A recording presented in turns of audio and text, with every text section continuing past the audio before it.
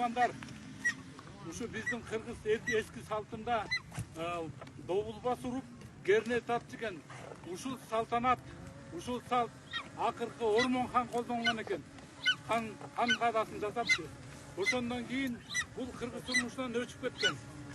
Анан ушу Салбурун федерациясы ушуну дайыма салт катары көп жылдап ушуну колдонуп келатабыз.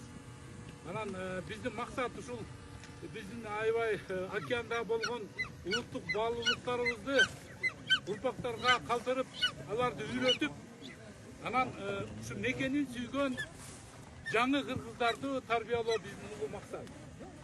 Азыр сиздерге акырындан биздин кичинекей оюндарыбыздын элементтерин көрсөтөлү.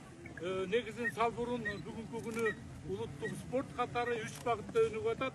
Улуттук спорт катары, экинчи болсо туризм. Анан албетте эң башкы максат бул биздин салт, улуу салт. 3 багытта жакшы ушу улуттук оюндардын ичинен 3 багытта жакшы багытты, мындайча айтканда курсту алды да. Анан чоң горизонтко чыктык.